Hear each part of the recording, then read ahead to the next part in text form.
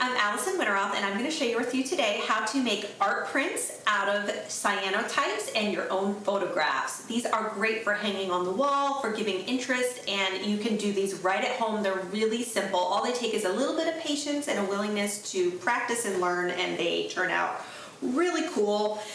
So the way that I do these is I start with a part A and a part B mix, and I like to treat my own paper. Now they do make papers that are pre-treated that you could easily do. However, I really like brush strokes on the edge of my paper. I think it gives it interest and it really feeds into the art print kind of style. So I like to coat my own paper. Plus it gives me a way to make a white borders, which really makes my images pop.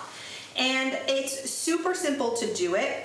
I am going to talk about what materials you need. We're going to talk about some troubleshooting stuff, and you are welcome to ask any questions. You can put them in the comments below. I have most of the items that I've used linked below, and I would love it if you subscribed because I have lots of tutorials on how to do cool things using photographs that you would not expect. So let's get started. Okay, so first of all I do is take a very simple transparency that you can get on Amazon or anywhere else, and I print my photographs onto it. Now, I actually go to Kinko's to have this done, but you could do this at your home printer if you have a good printer. I personally do not have a great home printer, so I go and I get these done.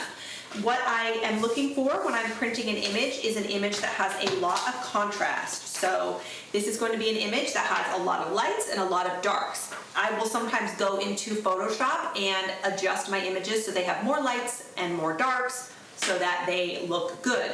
I also sometimes will invert images because the way that cyanotype works is anything that's dark on your photograph is going to print light when you're doing the cyanotype because that's what's not exposed to the sun, and anything that's light in your photograph is going to print dark. So what I will do, I have basically inverted my images here. So you can see that this is how I initially took this photograph, and this is how I inverted it so that it would turn out a little bit better when I make the cyanotype. So you can see you really do need to think about how you want your images to print, and sometimes you just make two of these and you see which one you like better. Do you like the inverted version or do you like the regular version? And some photographs I really like the inverted version and some I don't. So it's fun to play with. There's no right or wrong way, it's just different ways. So, okay, so what I do is you're going to take one part A and one part B. So this is up to you how much you want to use, but I would say to start with, if you use 2 tablespoons of each, then you are going to be fine. So what I do is I put 2 tablespoons of part A in and then 2 tablespoons of part B, mix them together, and you have a little solution like this. Now this has been sitting out in the light for a little bit. It's normally a little bit lighter of a color, so you can get an idea, but you know, it has exposed to the light, so it's going to oxidize a little bit. Then you take a brush. This is a foam brush. You could absolutely use this brush. The only reason why I don't is because I mentioned I like the brush strokes. Well, you can't really get brush strokes with a perfectly edged foam brush. It makes really nice straight lines. So if that's your jam, this is the brush for you. If you like more of a rough edge, I use these. These are called, this is a silver hake brush, and this is really, really soft. It's really soft brush, but it still creates gorgeous brush strokes on the paper. So I use these brushes, and let's talk about papers for a minute. The paper that I have found works the best are watercolor papers. I really like the Arches brand, but there are lots of watercolor papers out there, and they all seem to do pretty well. I just have found that the colors are really deep and it really absorbs well on this. You can see that this is a different kind of paper. This is like a torn edge, more of a rustic type style, and you can see that it didn't absorb the cyanotype mix as much on this one, this is totally a look. This looks really cool too. It just depends on what you're looking for. If you're looking for like a really deep, beautiful blue, then then this may not be the paper for you. The other thing I found is that some of these papers, these handmade papers, if you agitate them too much, you lose the top layer of your paper. So basically, you have to be careful that you don't rub this too much. Whereas this paper, I soak, I use the hose to spray off, I then soak it some more, and it is perfectly fine. It looks exactly like the way that I put it in. So it holds up really well under a lot of pressure, which is nice. So what I do is I take my brush, I dip it in the solution, and I don't want a ton on my paper because if you put too much on, it pools, and then it basically, the pattern does not stay on it'll make your print, but when you go to rinse it off, the liquid rinses off and it takes your image with it. So I'm going to show you what that looks like right now. You can get an idea of one that has too much liquid on it and what it looks like at the end, which is not fun. So you want to, that less is more in this case. More is not better in this case. You want to make a nice even coat so that it soaks in and that you don't have anything sitting on the top taking a long time to dry. These should dry pretty quickly. You don't want to put too much in.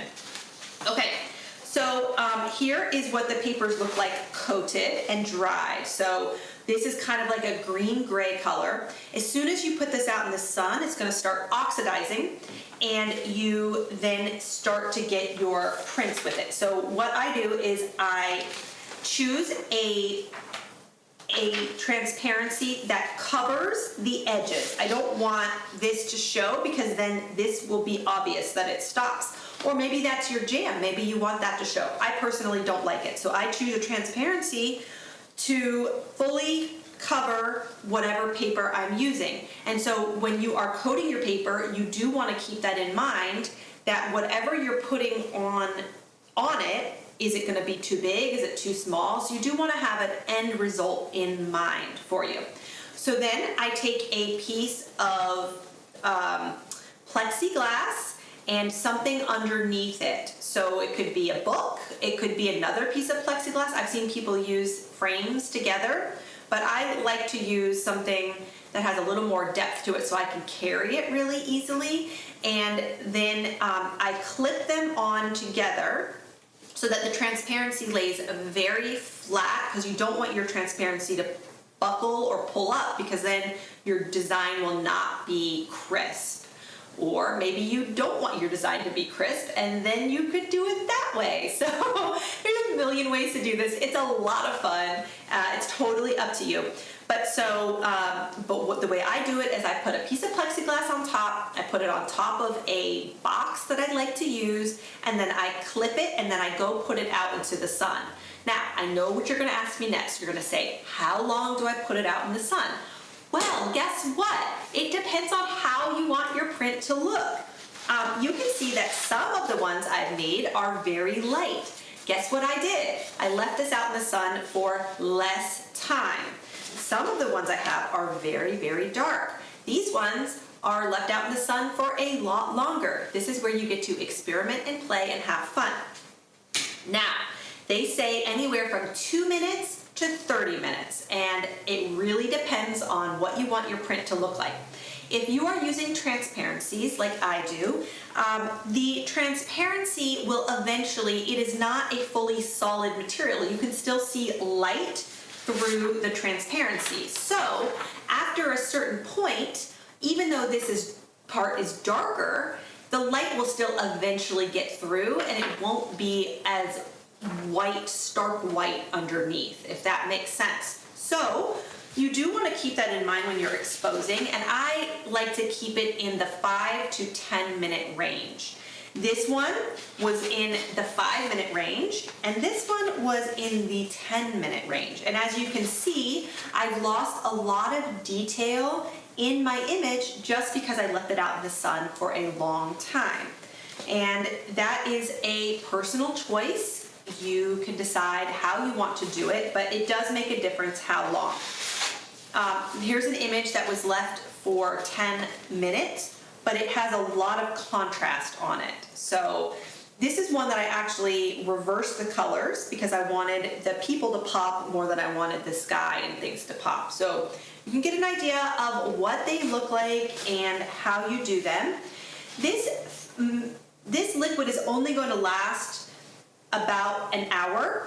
An hour to 2 hours is about as long as I've gotten it to last. And you need to coat your papers in a dark room. So I go into my bathroom and I coat them in there, and then I close the door, turn off the light, and let them dry.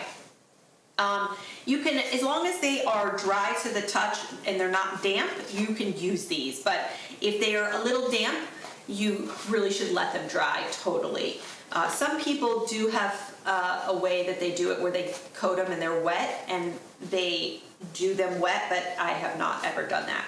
So then once I have it out in the sun, I go out, I take my clips off, I take my transparency off, and I immediately rinse it in the hose. And what I do is I rinse it out of the sun, because the longer you leave it in the sun, you're oxidizing the part that is not covered by the transparency, and you can lose some of your detail. So I take it into the shade and I rinse it with my hose, and then I immediately put it into a tray that has a liquid of 1 cup vinegar to like 4 cups water. So it's just a light vinegar bath, and I leave it in there and I rinse it.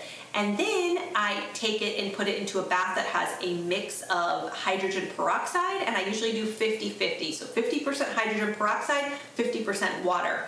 But it's up to you. You can actually just spray the peroxide directly onto the print, and what it does is it oxidizes your print. So your print will look kind of like not very contrasty and not that great, and then you spray this magic hydrogen peroxide, and all of a sudden everything pops off the image and it looks amazing. Then I take it, once I've done the peroxide, I put it back into the vinegar bath and I let it sit. Everything's out of the sun, so you're not oxidizing your prints more than you already have.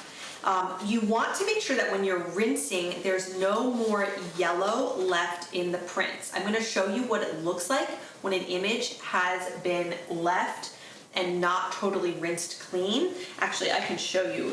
Here's a piece of fabric that has a little bit on the edges of yellowing because I did not fully rinse this fabric clean before I did this. And if you're asking, yes, you can absolutely use fabrics to create art prints as well. You could take this to your framer and they could mount this and frame it for you, which is super cool.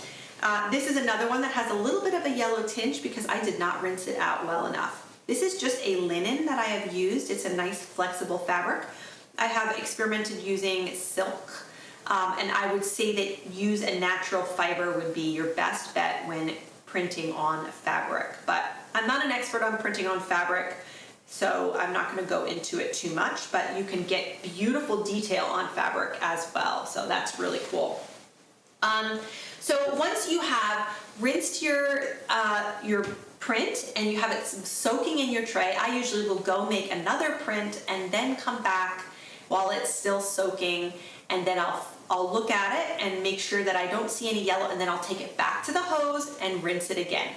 Then I leave it out to dry out of the sun, because if you're not careful, it will continue to oxidize, and you will end up with a print that does not have a lot of contrast, which is what has happened to both of these. I really liked them, and then I left it out in the sun, and they they oxidized even more. So anyway, this is how I make cyanotypes. They are really fun, really easy, and you can pretty much do anything you want with them. I hope you will show me what you have made, because I love to see other people's work. It really can create something one of a kind for your walls, or if you want to sell them as prints. People use them on clothing, all kinds of things. Really cool. Have fun with it. Feel free to ask me any questions, and I would love it if you would subscribe to this channel. Thank you.